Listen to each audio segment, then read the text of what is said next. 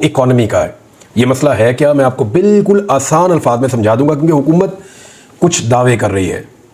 हुकूमत ये कह रही है कि हम चाइना गए, चाइना से हम बहुत सारे प्रोजेक्ट्स लेकर आए, हम CPEC के ऊपर मज़ीद एक्सटेंशन करने जा रहे हैं, बहुत सारे MOUs साइन हो गए हैं, बड़ी कामयाबियां हैं जो हमें मिली हैं और चाइना से बहुत सारी इन्वेस्टमेंट आने वाली है।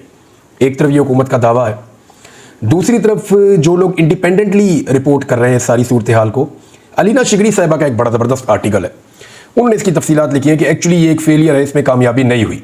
बहुत बड़ा वफ्द लेकर पाकिस्तान गया, पाकिस्तानी वज़ीर आज़म गए चाइना में, वहाँ उन्होंने मुलाकातें की, वहाँ उन्होंने कुछ तकरीब से खिताब किया 2-3 जगह पे, बाकी लोगों ने भी बातचीत की, लेकिन क्या उसके बदले में चाइना से पाकिस्तान में कोई इन्वेस्टमेंट आने वाली है?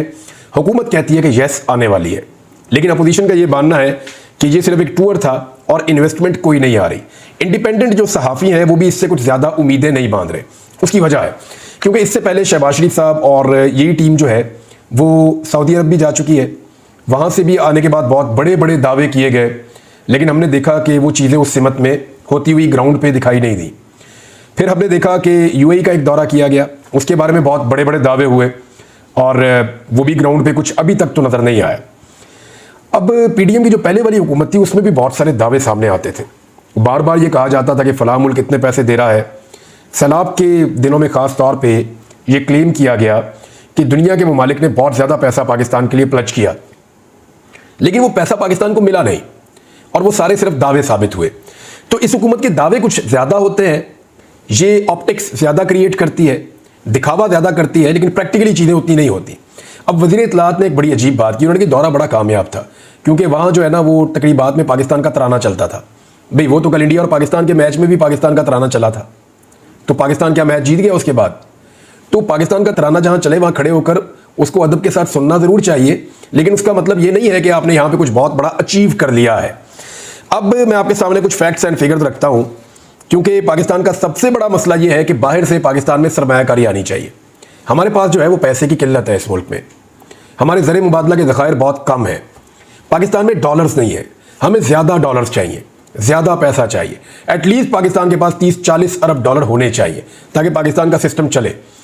इमरान खान के दौरे हुकूमत में ये 16 अरब डॉलर के करीब पाकिस्तान पहुंच गया था, लेकिन उसके बाद ये बहुत नीचे भी गया, 4 अरब डॉलर तक गया, फिर 8 अरब डॉलर के करीब कहीं सस्टेन कर रहा था। और ये वो पैसे हैं जो हमने बाहर से मांग कर अपने अकाउंट के अंदर रखे हुए हैं। अब मामला ये है कि पाकिस्तान को डॉलर्स चाहिए, पाकिस्तान को इन्वेस्टमेंट चाहिए, और पाकिस्तान मुख्तलिफ मुल्कों में जा रहा है और हर एक को कह रहा है कि आओ पाकिस्तान में इन्वेस्ट करो। दो तरह की इन्वेस्टमेंट है जो पाकिस्तान में होनी चाहिए। एक जो अंदरूनी सरमायाकारी है, जो पाकिस्तान के अंदर लोग रहते हैं, जो पैसे वाले हैं, वो पाकिस्तान के अंदर कोशिश करें, पाकिस्तान के अंदर कारोबार करें, पाकिस्तान के अंदर सरमायाकारी करें, अपना पैसा अगर बाहर है तो पाकिस्तान में लेकर आएँ। जो ओवरसीज पाकिस्तानी है वो अपना पैसा पाकिस्तान में लाकर इन्वेस्ट करें। एक तो ये चीज़ है, और दूसरा ये है कि जो गैर मुल्की है वो हमारे मुल्क में आकर सरमायाकारी करें और उस सरमायाकारी के नतीजे में पाकिस्तान में बहुत ज़्यादा पैसा बने और पाकिस्तान के पास डॉलर्स आएँ, जिसके नतीजे में पाकिस्तान की गुर्बत दूर होगी, हमारे तरक्याती प्रोग्राम चलेंगे, पाकिस्तान कुछ हद तक तरक्की करेगा और आहिस्ता आहिस्ता पाकिस्तान कर्जों के चुंगल से निकलना शुरू हो जाएगा। इस वक्त सूरत हाल क्या है? अभी हुकूमत अपने मुंह से कहती है कि उनके पास इतने पैसे नहीं है कि वो जो चाय का कप एक पीते हैं अपने ऑफिस में वज़ीर आज़म साहब, वो भी उधार के पैसों का होता है। तनख्वाहें देने के लिए पैसे नहीं है, जहर खाने के लिए पैसे नहीं है। ये सारे स्टेटमेंट मैं नहीं दे रहा, ये हुकूमत अपने मुंह से दे रही है। वो ये कहते हैं कि हमें कर्जा उतारने के लिए कर्ज लेना पड़ रहा है। वो ये कह रहे हैं सिर्फ हमें सूद उतारने के लिए, हमने जो कर्जा लिया हुआ पूरी दुनिया से, उसके ऊपर जो सूद की अदायगी है, वो सूद अदा करने के लिए भी हम कर्ज लेते हैं तो सूद उतारते हैं। ये है जनाब सूरत हाल।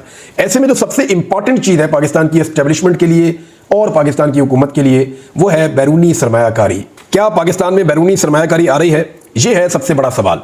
इसके लिए गुज़िश्ता साल पाकिस्तान ने एक बहुत बड़ा इनिशिएटिव भी लिया था, बहुत बड़ा कदम उठाया था। Special investment facilitation council Pakistan ने एक बनाई थी, इसको SIFC कहते हैं, और इसके ऊपर बड़ा चिढ़ रही है हुकूमत जब इसके खिलाफ आप कोई बात करते हैं और वो ये कहते हैं हमारी रेड लाइन है। इसमें वज़ीर आज़म शामिल हैं, कुछ वफाकी वज़रा शामिल हैं, चारों सूबों के वज़ीर आला इसके अंदर शामिल हैं, आर्मी चीफ इसके अंदर शामिल हैं। तो इस तरह से ये तश्कील पाई है। सिक्योरिटी इशूज़ जो है वो फोर्सेस के ज़िम्मे आते हैं।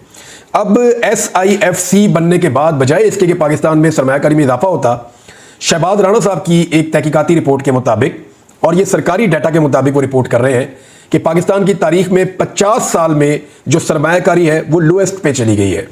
50 साल में जो पाकिस्तान के अंदर सरमायाकारी हुई वो सबसे नीचे चली गई है। उल्टा ये इसका इंपैक्ट माइनस हो गया, नेगेटिव हो गया, बजाय इसके कि ये पॉजिटिव होता। ये क्यों हो रहा है? हमें इसको समझना पड़ेगा कि दुनिया पाकिस्तान में इन्वेस्टमेंट क्यों नहीं कर रही, पाकिस्तान में अपना सरमाया क्यों नहीं लेकर आ रही। अब इसमें कुछ चीज़ें ऐसी हैं, कुछ फैक्टर्स होते हैं। जब भी कोई आदमी किसी मुल्क के अंदर इन्वेस्टमेंट करता है ना, तो उसके कुछ फैक्टर्स होते हैं। जो लोग उस मुल्क में रहते हैं उनके इन्वेस्टमेंट करने की वजह कुछ और होती है, जो बाहर से पैसा लेकर आते हैं उनके उस मुल्क में इन्वेस्टमेंट करने की वजह कुछ और होती है। बाहर से कोई आएगा पाकिस्तान में कारोबार करेगा तो वो कुछ और फैक्टर्स को देखेगा, कुछ और चीज़ों को गौर करेगा। जो पाकिस्तान के अंदर रहता है वो पाकिस्तान में पैसा लगाना चाहता है तो वो कुछ और चीज़ों पे गौर करेगा। पहले हम बात करते हैं कि जो लोग पाकिस्तान में रहते हैं क्या वो पाकिस्तान में पैसा लगाना चाह रहे हैं।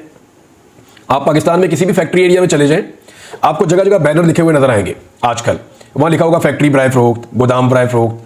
तो लोग जो कारोबार कर रहे थे उनमें से बेशतर लोग अपना कारोबार बेच रहे हैं और कारोबार को छोड़ रहे हैं, क्योंकि पाकिस्तान में कॉस्ट बहुत बढ़ गई है। बिजली की कीमत बहुत बढ़ गई है, गैस की कीमत बहुत बढ़ गई है, रॉ मटेरियल की कीमत बहुत बढ़ गई है।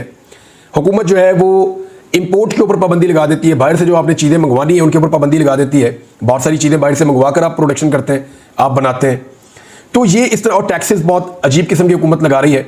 ऐसी सूरत हाल में जो सरमायाकारी करने वाले लोग हैं उनका मुनाफा कम हो जाता है या बिल्कुल ख़त्म हो जाता है या बाद औक़ात वो नुकसान में चले जाते हैं।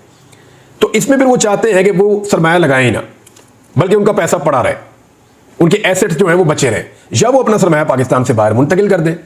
अब इस वक्त जो नई रिपोर्ट आई है, आपने देखी वो जो दुबई लीक्स है, उसके मुताबिक पाकिस्तानियों ने कितना पैसा, दुनिया में पाकिस्तान दूसरे नंबर पे है जिसने अपना पैसा जो है वो दुबई के अंदर शिफ्ट किया, बाकी मुल्कों में भी किया।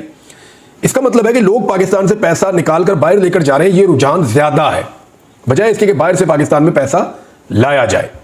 ये बहुत अहम है कि लोग पाकिस्तान के अंदर कारोबार नहीं करना चाहते। उसके फैक्टर हैं। नंबर एक, यहां पर रूल ऑफ लॉ तो है नहीं, यानी अगर कोई किसी का पैसा मार दे तो पैसा निकलवाने का कोई तरीका नहीं है, और अगर कोई तरीका है कानूनी तो वो इतना लंबा है कि अगली नस्लें आकर वो मुकदमा लड़ती रहती हैं। दूसरा, यहां पे एक बहुत बड़ा प्रॉब्लम यह है कि ब्यूरोक्रेटिक हर्डल्स हैं, करप्शन बहुत है, लोग तंग करते हैं, महकमे तंग करते हैं, इदारे तंग करते हैं, सबको रिश्वत खिलानी पड़ती है। तो अगर आपने कारोबार करना है तो मलिक रियाज की मुझे बात याद आती है। वो ये कहता था मैं अपनी फाइलों को पहिए लगाता हूं, पैसों के पहिए बना बना के लगाता हूं, तो तब मेरा काम चलता है। तो यहां पे आपको एक दफ्तर से दूसरे दफ्तर में अपनी फाइल पहुंचानी है ना, तो उसके लिए भी आपको पैसे खर्च करने पड़ते हैं। ऐसे माहौल में बेशतर लोग सरमायाकारी करने से घबराते हैं, परेशान होते हैं। फिर लॉ एंड ऑर्डर की सिचुएशन है, अदालतों में इंसाफ की सिचुएशन है। तो ये सारी चीजें इकट्ठी होकर, और सबसे बड़ी बात जो सियासी अदम इस्तेहकाम है, कोई एक पॉलिसी भी नहीं है ना, ये नहीं पता कि कब पाकिस्तान में इलेक्शन आ जाएगा। सियासी अदम इस्तेहकाम है, किसी वक्त भी कोई तहरीक शुरू हो सकती है, किसी वक्त भी कोई एहतजाज हो जाएगा, लॉन्ग मार्च हो जाएगा, दहशतगर्दी का भी एक फैक्टर है। तो इन सारी चीजों को जब आप इकट्ठा करते हैं, और जो पॉलिटिकल डिस्टेबलाइजेशन है, यानी इस मुल्क के लोगों ने वोट किसी और को दिया और गिनती किसी और की हो गई। फार्म 45 की हुकूमत कोई और है, फार्म 47 की हुकूमत कोई और है। तो ऐसी जगह पे भी लोग सरमायाकारी करते हुए थोड़ा घबराते हैं और डरते हैं, उनको एतमाद नहीं होता। वो ये सोचते हैं कि यहां पे मैंडेट चोरी हो गया तो मेरा सरमाया किधर जाएगा, मेरे साथ कुछ भी हो सकता है। फिर हुकूमत की एक कांस्टेंट पॉलिसी रहती नहीं है, हर दिन बदलती रहती है। फिर पाकिस्तान अपने फैसले भी खुद नहीं कर रहा, फैसले भी बाहर से आ रहे हैं, IMF फैसले कर रहा है। तो ये वो सारे फैक्टर्स हैं कि जो अंदरूनी तौर पे इस मुल्क में सरमायाकारी करना चाहते हैं लोग, वो नहीं कर पा रहे, वो डरे हुए हैं, सहमे हुए हैं, नए प्रोजेक्ट्स नहीं लग रहे। बहुत सारी जगहों में मैंने देखा कि बहुत सारी चीजें बनते बनते रुकी हुई हैं। तो पूछा क्या जी, हम काम कर रहे थे, अभी रोका हुआ, हालात ठीक होंगे फिर हम काम करेंगे। तो इस तरह पूरा का पूरा जो सिस्टम है वो जैम हो जाता है। अब आ जाए कि जो बैरून मुल्क से कोई सरमायाकारी करने के लिए आता है वो क्या सोच कर आता है, उसके कुछ 11-12 फैक्टर्स होते हैं। नंबर एक, वो ये देखते हैं कि करप्शन कितनी है इस मुल्क में। अच्छा, करप्शन बाद औक़ात वारा खा जाती है। पाकिस्तान इस वक्त करप्शन के मामले में दुनिया में 133वें नंबर पे है, जो बहुत ज्यादा है। और एक फैक्टर होता है आज़ादी, कि आपको ज़ाती तौर पे कितनी आज़ादी है उस मुल्क में, तजारती कितनी आज़ादी है, मालियाती आज़ादी आपको कितनी है। फिर अफरादी कुव्वत, कि वहाँ पे जो ट्रेंड लोग हैं वो कितनी बड़ी तादाद में, जो स्किल्ड वर्कर्स हैं, यानी वो कारीगर होने चाहिए। ये नहीं कि नौजवानों की बहुत बड़ी तादाद है तो आप कोई मजदूरी तो नहीं करवानी ना कि ईंटें उठा के यहाँ से वहाँ फेंकनी है, ये काम तो नहीं है। आपको नौजवानों की, अफरादी कुव्वत की ऐसी तादाद चाहिए जो क्वालिटी हो, जिनके पास, जिन्हें काम करना आता हो, जिनको ट्रेंड किया गया हो इंस्टीट्यूशंस के अंदर, जिन्हें पता हो कि अगर गाड़ियों का काम करना है तो कैसे करना है, बिजली को कैसे करना है, बाकी चीज़ों को कैसे करना है, इलेक्ट्रॉनिक्स को कैसे करना है, कंप्यूटर्स को कैसे करना है। तो हर शोबे का आदमी ट्रेंड होना चाहिए। तो हमारे पास क्या अफरादी कुव्वत ट्रेंड है? बहुत कम है। अफरादी कुव्वत बहुत ज़्यादा है हमारे पास, बहुत वेले नौजवान ढेर लगा पड़ा है, लेकिन 60% आबादी पाकिस्तान की नौजवानों की है, लेकिन क्या उन 60% में से 10% भी माहिर हैं, कारीगर हैं या स्किल्ड वर्कर्स हैं? तो इसका जवाब आपको नफी में मिलेगा कि हमारे यहां पे लोगों को काम नहीं आता, उनको ट्रेन नहीं किया गया, हुकूमत ने ऐसा सिस्टम नहीं बनाया। सरमायाकारों का तहफ़्फ़ुज़, जो बाहर से सरमायाकार आए उनका तहफ़्फ़ुज़ कैसे होगा? यहां पे तो कोई आपका चेक बाउंस हो जाए तो आप पीछे भागते रहते हैं, चक्कर ही कोई नहीं, आपको कोई भी धोखा देकर चला जाता है, अदालत में आपको इंसाफ नहीं मिलता।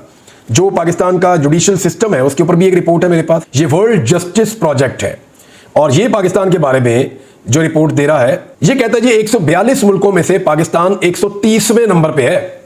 सिर्फ 12 मुल्क ऐसे हैं जहां पे लॉ एंड ऑर्डर पाकिस्तान से बेहतर है या जस्टिस का सिस्टम पाकिस्तान से बेहतर है, अदरवाइज पाकिस्तान 130वें नंबर। अब कौन है जो रिस्क लेके अपने पैसे भी लेके खुद भी इस मुल्क में आ जाएगा और वो आकर ये सोचेगा मैं यहां पैसे लगाऊंगा और पैसे बनाऊंगा? देखिए, हमारे पास कुछ मादनियात है, उसके लिए बड़े बड़े इन्वेस्टर्स आ जाते हैं।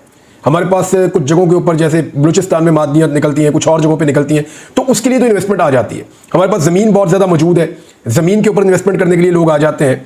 सी पैक या गुजरगाह के तौर पर या बाकी चीज़ों में इनमें इन्वेस्टमेंट हो जाती है। पाकिस्तान दुनिया के तगड़े तरीन मुल्कों में से है वसाइल के एतबार से, लेकिन यहाँ पे लॉ एंड ऑर्डर या आप कहें कि जस्टिस के एतबार से या इंसाफ की फराहमी के एतबार से हम 130वें नंबर पे है। इंफ्रास्ट्रक्चर पाकिस्तान का वो आपके सामने कितना हमने डेवलप किया है। टैक्सेस का निज़ाम आपके सामने है कि लगातार बढ़ते चले जा रहे हैं, हर चीज़ पे टैक्स लग रहा है और सूरत हाल ये है कि पाकिस्तान इस रीजन का सबसे महंगा मुल्क बन चुका है। मेयार ज़िंदगी पे आ जाए आप कि पाकिस्तान में एक आम आदमी का मेयार ज़िंदगी क्या है।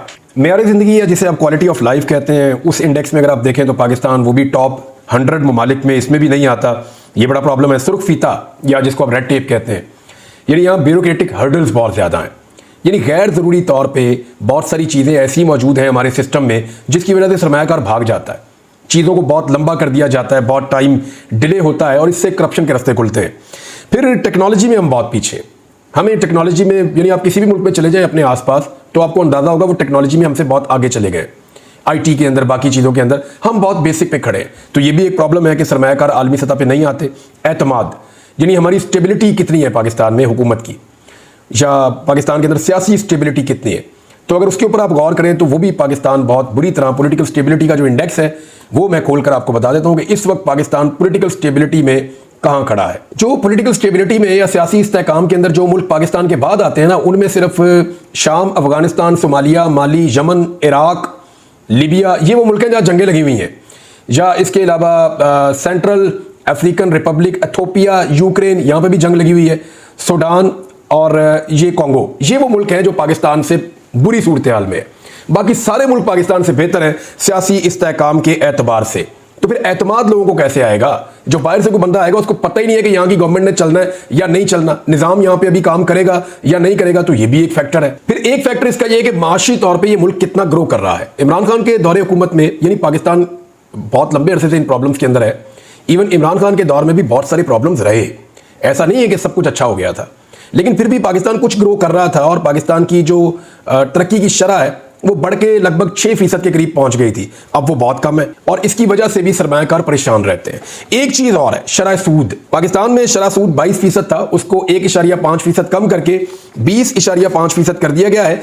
लेकिन मेरे पास वो डाटा मौजूद है जिसमें अफगानिस्तान का शरह सूद तो 0 है, बांग्लादेश का 4% है, नेपाल का 8.5% है और भारत का शरह सूद भी पाकिस्तान से काफ़ी कम है।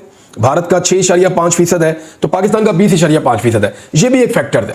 तो जब आप इन सारे फैक्टर्स को इकट्ठा करते हैं तो पाकिस्तान में सरमायाकारी क्यों नहीं आ रही, इसका हमें आसानी से आइडिया हो जाता है। अब सरमायाकारी आएगी कैसे?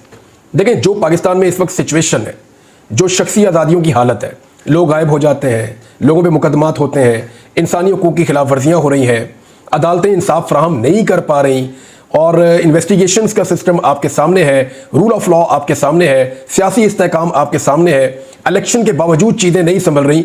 तो जितने भी आलमी इदारे हैं वो बार बार वार्न कर रहे हैं कि इस कंडीशन में या इस सूरत हाल में पाकिस्तान में सरमायाकारी नहीं आएगी, उल्टा लोग इस मुल्क से सरमाया निकाल कर ले जाएंगे। और इस वक्त हम उसी सूरत हाल का सामना कर रहे हैं। अब जरा आप ये भी देख लें कि पाकिस्तान में खुशहाली कितनी है। दुनिया में 167 मुल्कों की एक लिस्ट है कि कौन सा मुल्क कितना खुशहाल है, तो इसमें पाकिस्तान 136वें नंबर पर आता है। सीईओ वर्ल्ड मैगजीन ने एक रिपोर्ट जारी की है और वो रिपोर्ट ये बता रही है कि दुनिया में वो बेहतरीन मुल्क कौन से हैं 2024 में जहां पे आपको कारोबार करना चाहिए या अपनी इन्वेस्टमेंट उन मुल्कों में जाकर करनी चाहिए। इसमें जो दुनिया का नंबर 1 मुल्क है वो सिंगापुर है, दूसरे नंबर पे यूके है, बर्तानिया, फिर उसके बाद ताइवान, इंडिया चौथे नंबर पे है, भारत चौथे नंबर पे है जहां पे दुनिया को जाकर के इन्वेस्टमेंट करनी चाहिए, अमेरिका 10वें नंबर पे है, ऑस्ट्रेलिया 7वें नंबर पे है।